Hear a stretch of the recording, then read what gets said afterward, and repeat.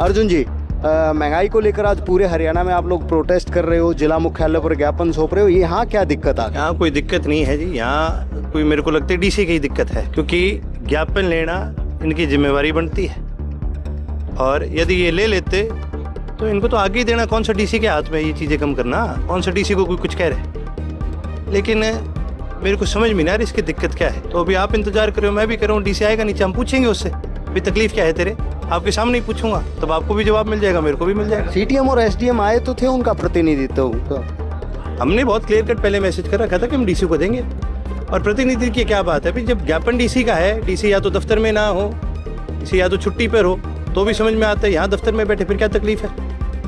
तकलीफ किस बात की है? आप भी पत्रकार हो, घूम रहे हो ना धूप में, काम कर रहे हो अपना, उसको काम करने में दिक्कत है। नमस्कार, पंजाब केसरी टीवी में आपका स्वागत है। और आज पूरे हरियाणा में इनेलो पार्टी जिला मुख्यालयों पर महंगाई को लेकर ज्ञापन सौंप रही है। लेकिन रोहतक में जो ज्ञापन सौंपने के लिए जो कार्यक्रम बना था, प्रदर्शन हुआ, तो एसडीएम और सीटीएम को ज्ञापन देने के लिए मना कर दिया गया है। और अर्जुन चौटाला जो विधायक है रानिया से, वो यहाँ पर प्रोटेस्ट को लीड करने के लिए आए हैं और अभी तक डीसी रोहतक नहीं पहुँचे हैं। उसी के चलते ये धरना दे दिया है। हम खुद अर्जुन चौटाला से बात करेंगे क्योंकि काफ़ी लंबा समय हो गया है धरने पर बैठे हुए। और एसडीएम और सीटीएम यहाँ पर जो है ज्ञापन लेने पहुँचे थे, लेकिन उनको ज्ञापन देने से मना कर दिया गया है। अर्जुन जी, महंगाई को लेकर आज पूरे हरियाणा में आप लोग प्रोटेस्ट कर रहे हो, जिला मुख्यालय पर ज्ञापन सौंप रहे हो, यहाँ क्या दिक्कत आ गई? यहाँ कोई दिक्कत नहीं है जी। यहाँ कोई मेरे को लगता है डीसी की ही दिक्कत है, क्योंकि ज्ञापन लेना इनकी जिम्मेवारी बनती है और यदि ये ले लेते तो इनको तो आगे ही देना। कौन सा डीसी के हाथ में ये चीज़ें कम करना, कौन सा डीसी को कोई कुछ कह रहे। लेकिन मेरे को समझ में नहीं आ रही इसकी दिक्कत क्या है। तो अभी आप इंतजार करो, मैं भी कर रहा हूँ। डीसी आएगा नीचे, हम पूछेंगे उससे भाई तकलीफ क्या है तेरे, आपके सामने ही पूछूंगा, तब आपको भी जवाब मिल जाएगा, मेरे को भी मिल जाएगा। सीटीएम और एसडीएम आए तो थे, उनका प्रतिनिधित्व हमने बहुत क्लियर कट पहले मैसेज कर रखा था कि हम डीसी को देंगे। और प्रतिनिधि की क्या बात है भाई, जब ज्ञापन डीसी का है, डीसी या तो दफ्तर में ना हो, डीसी या तो छुट्टी पर हो, तो भी समझ में आता है। यहाँ दफ्तर में बैठे फिर क्या तकलीफ है? तकलीफ किस बात की है? आप भी पत्रकार हो, घूम रहे हो ना धूप में, काम कर रहे हो अपना, उसको काम करने में दिक्कत है।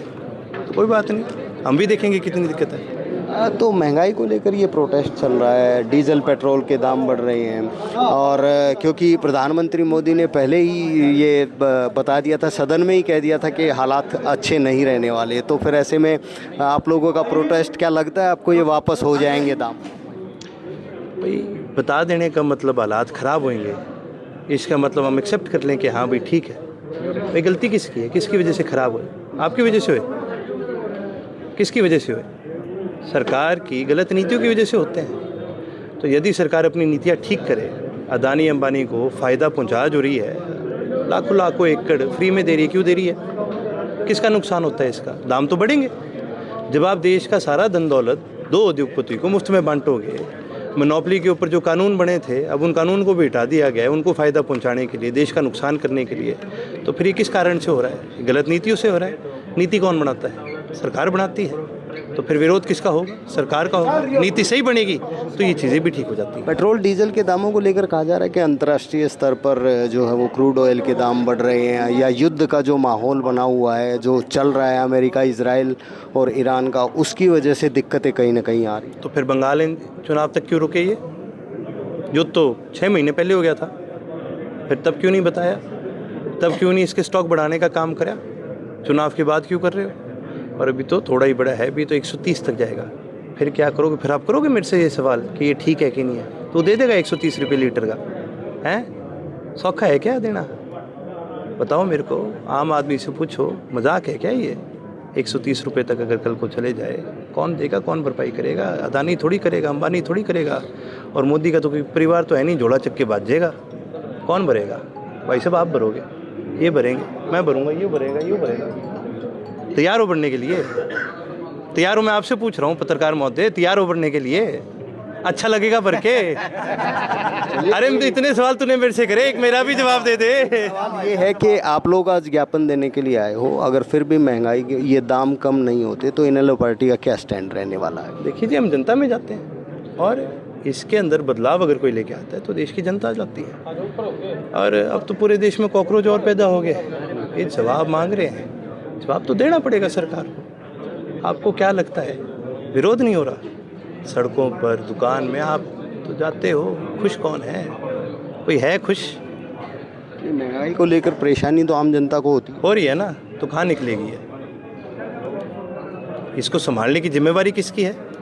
जनप्रतिनिधियों की जिम्मेदारी है। हाँ, तो फिर और जब वो नहीं कर रहे अपना काम तो फिर उनको बदला जाएगा। कौन बदलेगा? जनता बदलेगी। जब क्रोध में आता है तो सब बदल जाता है। आपने भी कॉकरोच पार्टी, जनता पार्टी ज्वाइन कर ली? तो मैंने पूरा समर्थन दिया उनका। हमारी नीति उनकी नीतियों के साथ मिलती है। हमारी पूरी पीढ़ी के बारे में ये कहा गया। और एक सीधी सी बात है भाई साहब, आप तो पत्रकार हो, आप सवाल करते हो सरकार से, करते हो कि नहीं करते? हम अपनी तरफ से पूरी कोशिश करते हो। फिर तो आप भी कॉकरोच हो, आप भी कॉकरोच हो। सवाल ही तो कराए उन बच्चों ने। कौन सा उसने अपने पेज पे जाके भारत के नाम पे कोई मुर्दाबाद के नारे लगाए? उसने तो सरकार से सवाल करे, बैन कर दिया पेज को। आप बताओ, कल को आप सवाल करोगे, आपको भी बैन कर देंगे। ये ठीक है?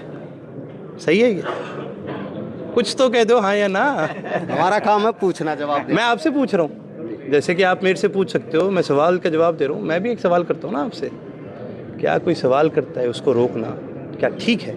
खासकर नागरिक को क्या ये ठीक है? क्या ये संविधान हक देता है? इतना तो बता सकते हो, संविधान हमें हक देता है कि नहीं देता सवाल पूछने का? बिल्कुल, संविधान में हमारे अधिकार लिखे हुए हैं। अगर उन अधिकारों को कुचला जाए तो संवैधानिक तौर पर क्या होना चाहिए?